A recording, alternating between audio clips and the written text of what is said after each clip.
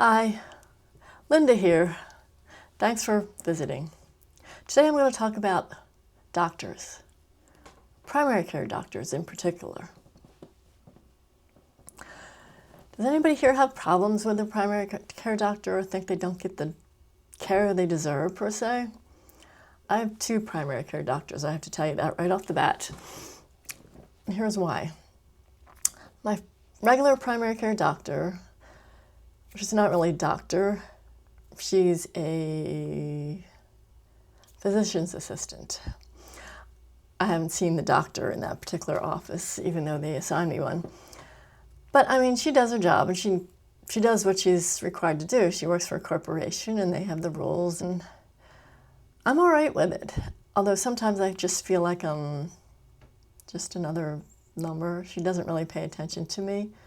I mean, do you ever go to a doctor and all they do is like, they're faced away from you looking at a computer, and they'll ask you questions, and when you answer, they'll just type in the answers, and it's like they don't really look at you or, like gain any connection or something like that. It's like, I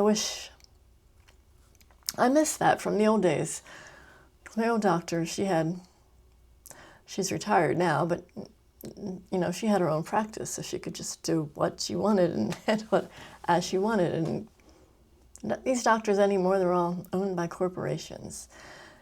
And I know Medicare probably has certain rules too, and they need to go through so many patients a day, they can't spend too much time with you, and it can feel a little bit rushed.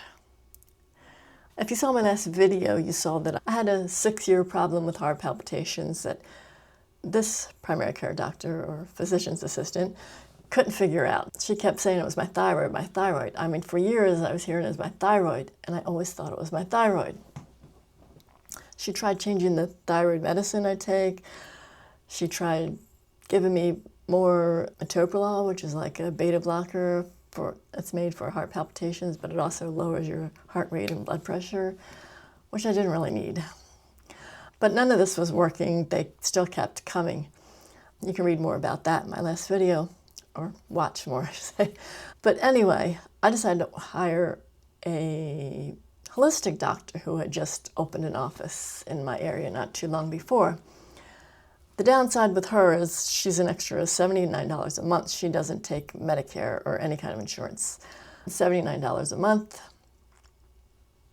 Pays for all doctor visits. You can message her as much as you want. She's just always there. And she does pay attention to you.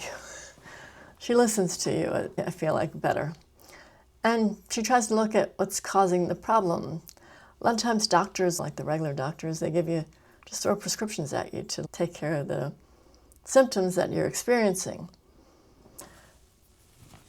But they don't always delve into what's causing the symptoms to begin with. And that's where the holistic doctor or even functional medicine comes in. This holistic doctor also has a functional medicine side to her business. She said, I don't need that. That costs more. Anyway, I've been kind of in a quandary lately about this whole thing about, should I keep two doctors or should I fire one, basically? I mean, I like the holistic doctor the best.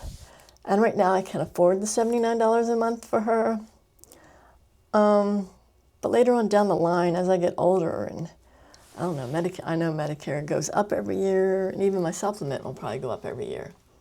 I don't know whether I'll be able to afford it then. Will I?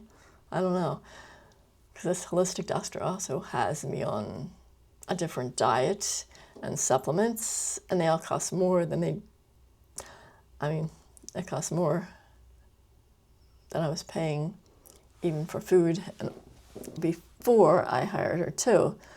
So I've got that extra cost every month besides the $79, and I'd really like to keep her because she does everything the regular doctor does, basically, except take insurance. But she can prescribe medicines, and or send you to specialists if you need it, she will. I don't know. It's like a dilemma I'm in right now. It's like I don't want to get rid of the old one simply because there's going to come a time when I can't afford the holistic doctor. I just know it. So I may just keep her. She doesn't cost extra, and I can just see her a couple times a year. The hardest thing is they both do lab tests and stuff, so I have to take the lab tests from one to the other because they're not all on the same platform. So I want to make sure they both got all the lab tests just to keep things even. Everybody knows what's going on with me. But anyway, if you have any comments or anything about your experience with primary care doctors, feel free to leave a comment. I would certainly like to hear it. Thanks for listening. Until next time.